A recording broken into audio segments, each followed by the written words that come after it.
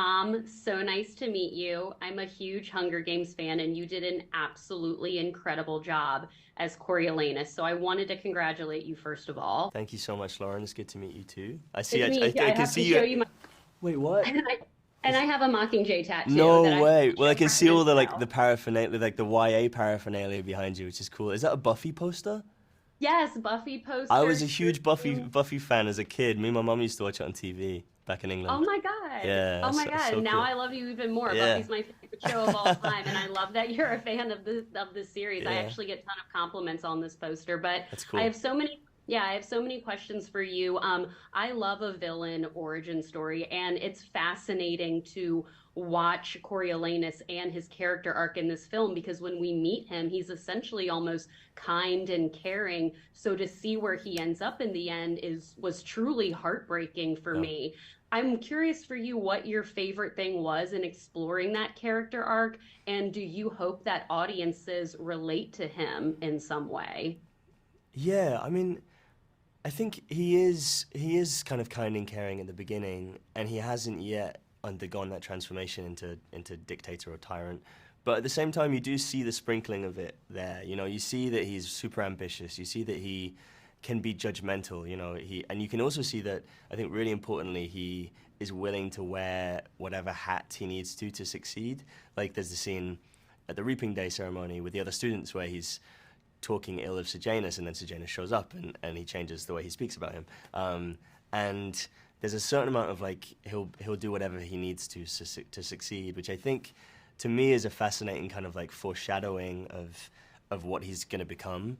But like at the same time, he loves his family. He loves Tigris. He loves Grandmam. He really wants them to have the life they used to have and to be able to live a fruitful life.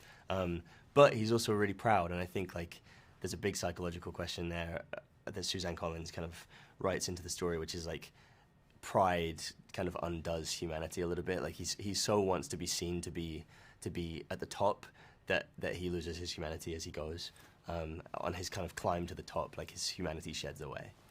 No, I think that's a perfect way of putting it. And I need Suzanne to continue like another sequel. I need to see you become President Snow. And he's only 23 when he becomes president. I'm Yeah. hoping for another sequel. So maybe fingers I crossed. think you and us both, I think we're all kind of hoping she does. I mean, the great thing about Francis Lawrence and Nina Jacobson, director and producer, is that they kind of refuse to kind of just like hash out this franchise without Suzanne's like bidding, which I think is honorable because like Yeah. it's just so much better when it all comes from the mastermind of the world.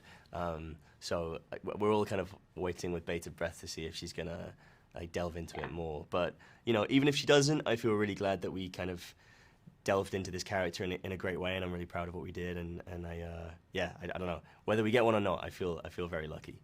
Yeah, well, Yeah, one of my favorite scenes in the film is later when we see Coriolanus meet Lucy Gray in the field and she's singing The Hanging Tree. yeah. Obviously, that song is iconic in the Hunger Games universe, but take me back to being on set that day watching Rachel's scene because it is an essential part of the relationship between Corio and Lucy Gray. It is, and I think for me, Lucy Gray represents hope and art and lightness and freedom and all these things that Corio doesn't really have. Like he doesn't experience those things. He's kind of like in his own cage in the capital, and he's kind of happy to be in the cage. And if anything, like he wants to adorn the cage with like fancy dressings, and you know, like he wants the cage to look pretty. But he still is happy with the cage. He thinks the cage is like necessary, whereas Lucy Gray is like, why would you put yourself in a cage to begin with? And Mhm. so I think the way she sings throughout the film is kind of how she like gets through to him, and how she kind of teaches him as she goes that he need not be in a cage.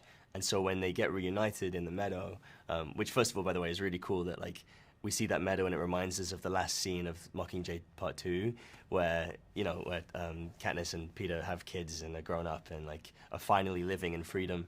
And so to see Corio and Lucy Gray meeting in a similar meadow in District 12, with the kind of similar light shimmering, and I think that was very intentional on Francis's part to kind of recreate that energy. There's something haunting about it because like what it represents at the end of Mockingjay Part 2 and what the meadow represents in this scene in our film are two different things, you know, like because Corio and Lucy Gray haven't found that freedom yet. They haven't found that peace, and it's the point in the film where you really get to ask yourself, like, it gives you hope that they might, but they haven't yet.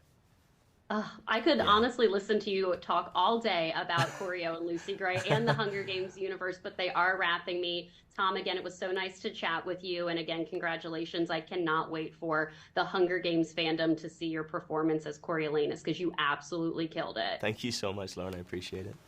Thank you, Tom. Good to chat. Lovely to Bye. meet you. Bye. Josh, so nice to meet you. Hi, nice to meet you too. Hi, nice to meet you. I'm a huge Hunger Games fan. Oh, hey, look at that. Yeah, I have a Mockingjay on my body, so I had to show you. This was one of my favorite films of the year. I can't wait to see it again with friends and fans this weekend. So again, congratulations to you. Thank You you. did an amazing job as Sejanus because he's one of my favorite characters in the Oh, books. that's so lovely to hear. I appreciate that. Yeah, so one of the reasons I love him so much is because he's always fighting for what he believes is right. Hmm. And watching his friendship with Coriolanus, of course, that contributes to a huge part of both of their characters. But I wanted to ask you specifically about the scene with him watching the games with all of the mentors and he's screaming, why isn't anyone doing something? It's such an emotional moment in the film. Take me back to that moment on set. And for you as an actor, how did you get into that headspace? Um, that was a really fun moment because I knew that that was like a big one for the arc of the character. So I'm trying to remember specifically what was in my head when that happened. Um, what was nice is we did have these big monitors in front of us on the day, and they had enough footage that they could show us of like, because the tough thing is when you have to do stuff where it's like, okay, now this is on the screen and you have to be like, you know but it was nice that I think we got some pictures and some little video that I could react to. But I mean, I just had to spend a good amount of time trying to figure out my relationship with, people in the districts, because I think that's what makes that scene so powerful is his relationship with his District 2 tribute and just his District 2 community that he had to leave behind. His father had purposely picked somebody who he was close with when he lived in District 2. So that's a very, very impactful moment for him to see the Hunger Games kind of playing out and all this carnage happening in front of him. I just had to think about like the real specifics of it. And then once I do that, I think, okay, with that said, like, what would I do? Okay, how am I different from Sejanus? What would Sejanus do versus what I do? How do I like combine those two? Um, yeah, it's definitely just like a thought exercise, I guess, initially trying to get into it and then to physicalize it. I don't know. I guess I try really hard to like feel it when I'm thinking about it and just hold on to that as best as I can. It's sort of hard to explain, but that's the best way Yeah, I no, can well, put it. you did a great job, and I Thank can't you. I can't wait for fans to see that scene, honestly. I've watched so many behind the scenes, like fun clips of you and Tom and Rachel. It seems like you guys just had a blast on set. And of course, I loved you and Rachel in West Side Story, Oh, one of my thanks. all-time favorites. Spielberg is, of course, iconic. Mhm. What is a fun behind the scenes story you can tell me about? Of course, you've worked with Rachel before, but what about here in this film setting? Like, what is a fun behind the scenes story you can tell us? The one that I keep talking about just because it exists in my brain a lot, because I really like to mess with Tom because he's such an amazing, dedicated actor, and he really gets in the zone. And my sort of approach to acting is like, uh, I don't like to stay in it too long, and I like to be a goofball in between takes. So there was a bit where my mom gave me some cookies that I give to Coriolanus, and he's meant to open the box, and it's because his character's starving, even though he's putting on this guise of being very polished and wealthy. So Janus can tell that he's not doing as well as he puts on. So, I give him these cookies and I say, here, just eat this, it's fine. But I kept giving him the box, and the box didn't have anything in it because I kept eating the cookies because they were really good. So, fortunately, Tom was probably like, "What the heck?" I wasn't born yesterday. Like, it wasn't on camera, but, so you couldn't see the lack of cookies. But that's one that I enjoy kind of poking fun with Tom about. Yeah. Yeah.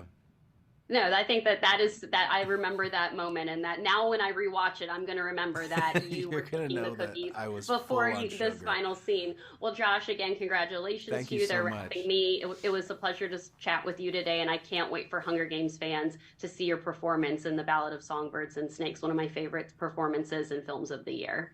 Thank you so much. I appreciate it. Thank you. Bye. Bye.